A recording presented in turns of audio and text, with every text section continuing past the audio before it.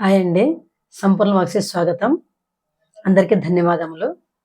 ఈవేళ 15వ అధ్యాయము మాఘపురాణము చెప్పుకుందాము. శిష్యుడు పశ్చాత్తాపం పొందుట.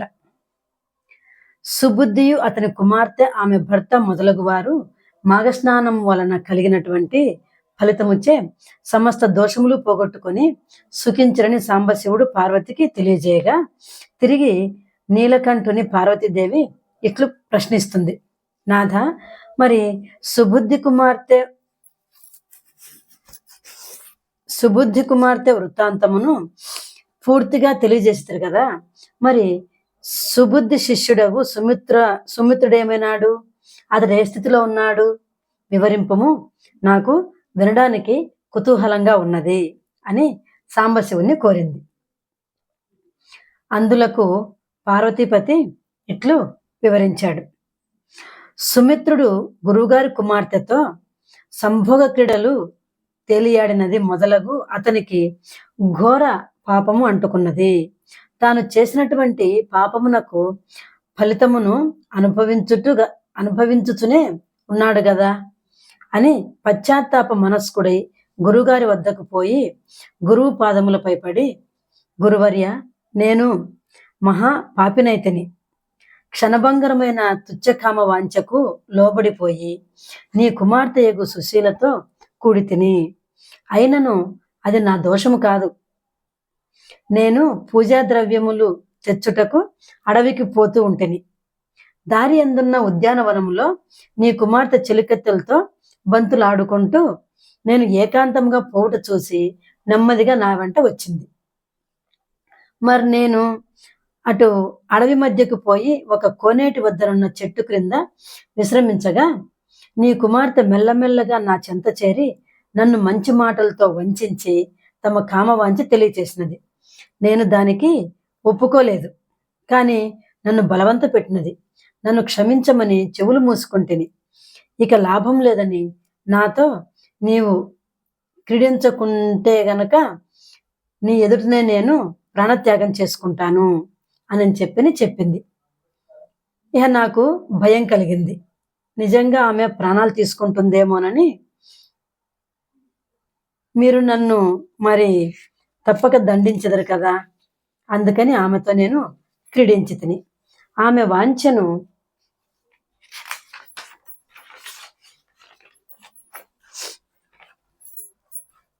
తీర్చి తిని.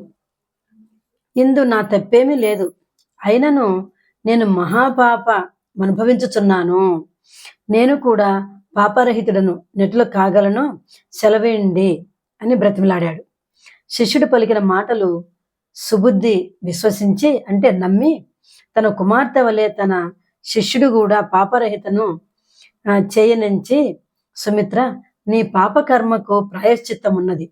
నీవును మా వలె పాపరహితుడు కాగలవు. అది ఎటులనగా, నీవు గంగానది తీరమునకు వెళ్ళి అతట 12 సంవత్సరాలు తపస్సు చేసుకో. ఆ తపస్సు చే కలుగు ఫలితం వలన పాపము విడిపోయినట్టులా నశించిపోవును. అప్పుడు నీవు ముక్తుడగదవు అని శిష్యునితో చెప్పాడనమాట. ధన్యోస్మి ధన్యోస్మి, మీ ఆజ్ఞ ప్రకారమే నేను ఇప్పుడే ప్రయాణ సన్నిధులగుచున్నాను అని గురువర్యులకు నమస్కరించి గంగానది తీరమునకు బయలుదేరి వెళ్ళాడు. అట్లా ప్రయాణమై పోతూ ఉండగా మార్గ మధ్యమున గుట్టలు, కొండలు, సెలయేళ్లు దాటి ఒక అరణ్య మధ్యమునకు వెళ్ళాడు. అతట మనోహరమైనటువంటి ఆహ్లాద మునరించు దృశ్యములు కనిపించినవి. క్రూర మృగములు, సాధు జంతువులు కలిసిమెలిసి తిరుగుచున్నవి. మయూరములు అంటే నెమళ్ళు, సర్పములు విచ్చలవిడిగా తిరుగుచున్నవి. పరస్పర వైరుధ్యములు ఏమాత్రము కూడా కనిపించలేదు. ఒకదానికొకటి గొడవ పడకుండా, కోపం లేకుండా చక్కగా ఆడుకుంటూ ఉన్నాయన్నమాట. అచ్చట ప్రకృతి రమణీయత మనస్సునకు ఆనందమునర్చి ఉన్నది.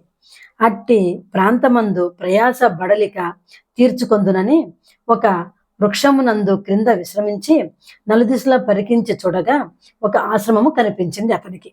వెంటనే లేచి ఆ ఆశ్రమం వద్దకు వచ్చి తొంగి చూడగా ఆ ఆశ్రమంలో కొంతమంది పురుషులు, స్త్రీలు, బాలికలు కాషాయ దుస్తులు ధరించి రుద్రాక్షమాలను త్రిప్పుచు శ్రీమన్నారాయణ్ణి ఫలపుష్ప ధూపదీప నైవేద్యములతో పూజించుచు మాఘపురాణం పఠనం చేయుచూ ఉన్నారు, అంటే చదువుతూ ఉన్నారనమాట. మధ్య మధ్య శ్రీహరి విగ్రహంపై అక్షింతలు వేసి హరిహరి అని బిగ్గరగా కేకలు వేయచు భక్తి శ్రద్ధలతో ఆనందోత్సాహములతో పూజ చేయుచున్నారు. ఆ దృశ్యం అంతటిని సుమిత్రుడు కనులారా చూశాడు. పూజ పూర్తయిన తర్వాత ప్రసాదము అందరూ సేవించిరి. బయట కూర్చొని ఉన్న సుబుద్ధికి కూడా ప్రసాదం ఇవ్వగా, స్వామి, మీరు ఆచరించిన వ్రతమెట్టిది?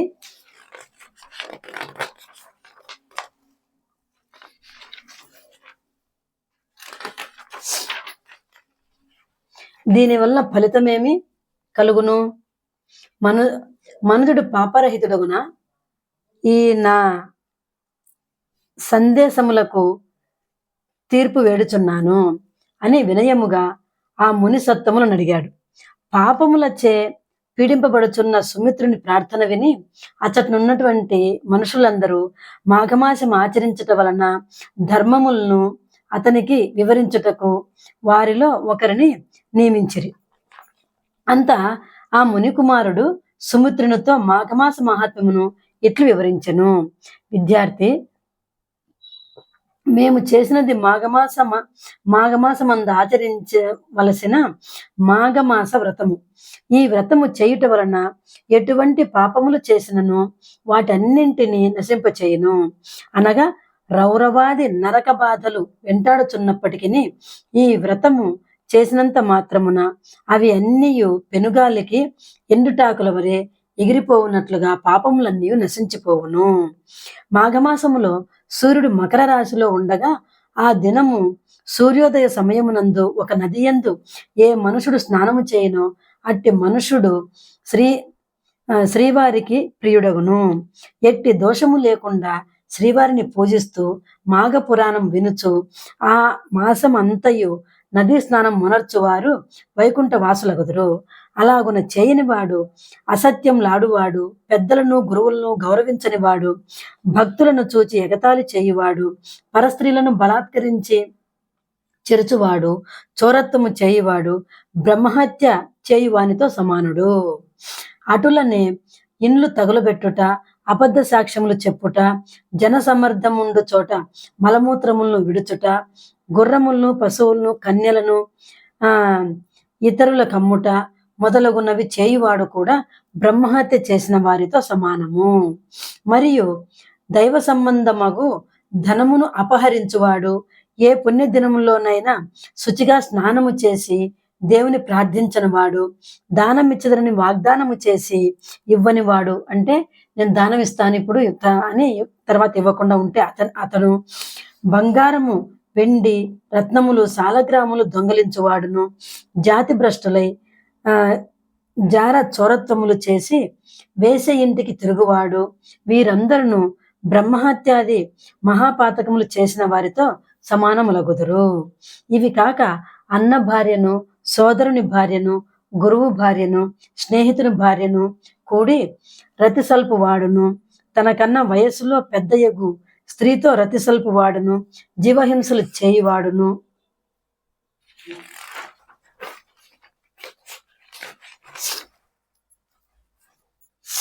బీద ప్రజలను హింసించువాడును, దోపిడీలు చేయువాడును మహాపాతకులు.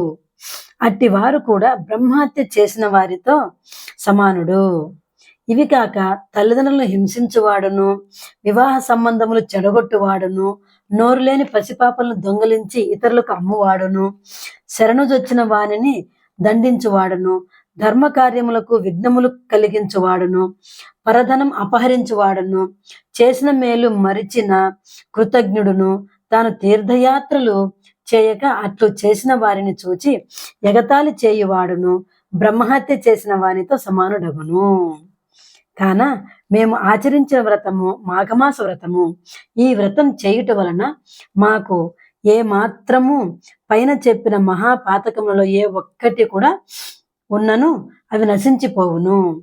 ఇది ముమ్మాటికి నిజము. అందుచేతనే మేమందరము మాఘమాసం వ్రతము భక్తి శ్రద్ధలతో ఆచరించుచున్నాము. మాఘమాసం ప్రారంభం కాగానే సూర్యుడు ఉదయించిన కొద్దిసేపటికి నదికి పోయి స్నానం చేసి సూర్యునికి నమస్కరించి నీళ్లు విడవవలెను. తర్వాత విష్ణు మందిరంకు పోయి శ్రీహరికి పూజ చేసి తులసి తీర్థం ప్రసాదము పుచ్చుకొనవలను. ఆ విధంగా మాసాంతము వరకు ఏ మనుజుడు ఆచరించునో అట్టివాడు అశ్వమేధ యాగము చేసినంత ఫలితం కలుగును. మాఘమాసమునకు శ్రీహరియే అధినేత కాన ఈ మాసమునందు ఆచరించిన స్నానము వలన కలుగు ఫలమునిచ్చువాడు అతడే కనుక ఆ వైకుంఠ వాసుడగు శ్రీహరిని పూజించవలెను. శ్రీమన్నారాయణుడు ఒకవేళ నదీ తీరమునందు గాని చెరువు దగ్గర గాని విష్ణు మందిరము లేకపోయినచో విష్ణుమూర్తి విగ్రహమును గాని విష్ణు పటమును గాని తీసుకువెళ్ళి నదీ తీరమందు తులసి దళంతోనూ కస్తూరి గంధం అగరు ధూప నైవేద్యము ఫలపుష్ప తాంబూలాదులతో పూజించి పురాణ శ్రవణము గావించవలెను. ఈ విధముగా మాఘమాసమంతా చేసి మాసాంతరమున ఒక సద్బ్రాహ్మణునకు వస్త్రములు బంగారము దక్షిణ ఇచ్చి సంతృప్తిగా పిండి వంటలతో భోజనము పెట్టాలి. ధనమున్న వారు బ్రాహ్మణ సమారాధన చేసిన ఎడల ముక్కోటి దేవతలు సంతసించుటే కాక యముడు తన దూతలను పంపజాలరు, పునర్జన్మ కలగదు. ఈ నా వచనములో అసత్యములు కావు. ఇప్పటి వరకు మాఘస్నాన ఫలితమంతా విన్నావు కదా. ఇక మాఘమాసములో మూడు దినాలు మాత్రమే ఉన్నది కాన ఈ 3 దినముల్లోనూ ఈ నదిలో స్నానము చేసి పూజా కార్యక్రమునకు సంసిద్ధుడు కమ్ము అని మునీశ్వరుడు తెలియజేశాను. అంత సుమిత్రుడు తన గురువగు సుబుద్ధి తన పాపరహిరార్థము గంగానది తీరమునకు పోయి తపస్సు చేసుకోమని చెప్పినారు అని మునీశ్వరునితో చెప్పగా మరల ఆ ముని ఇట్లు చెప్పాడు. నీ గురువు చెప్పిన విషయం యథార్థము. నీ గురువు పుత్రికతో కూడి రతి సల్పినావు. అందు నీ దోషమేమియూ లేకున్నను మహాపాపము మాత్రము సంక్రమించినది. అది నిన్ను వెంటాడుతూనే ఉన్నది. తరుణోపాయము చేయనిచో ఈ జన్మలోనూ మరుజన్మలోనూ కూడా నరక బాధలు తప్పవు. కాన ఈ మాఘమాసమందలి 3 దినములైనను స్నానము చేసి శ్రీహరిని పూజించుము. తర్వాత నీవు గంగా తీరమునకు పోయి నీ గురువు చెప్పిన విధంగా భక్తితో తపస్సు చేసిన ఎడల నీవు జన్మరాహిత్యమును పొందగలవు. మానవుని మనస్సు వాగ్దము, చంచల భావము గలది. నీవు ఇంద్రియాలన్నింటినీ బంధించి ఏకాగ్ర చిత్తముతో లక్ష్మీనారాయణ్ణి ధ్యానించుము అని ఉపదేశించగా సుమిత్రుడు అచ్చట 3 దినములుండి మాఘస్నానము చేసి నదీ తీరమందు విష్ణువును పూజించి పురాణ పట్నమును గావించెను. తదనంతరము ఆశ్రమ వాసులకు నమస్కరించి గంగానది తీరమునకు తపస్సు చేయుటకై వెళ్ళిపోయెను. ఈ విధంగా మాఘమాస వ్రతము చేసిన ఎడల మనందరికీ కూడా చాలా మంచిది. మనము ఏ పాపములు చేసినా కూడా ఆ పాపములన్నీ దోషరహితాలు అయిపోతాయి అన్నమాట.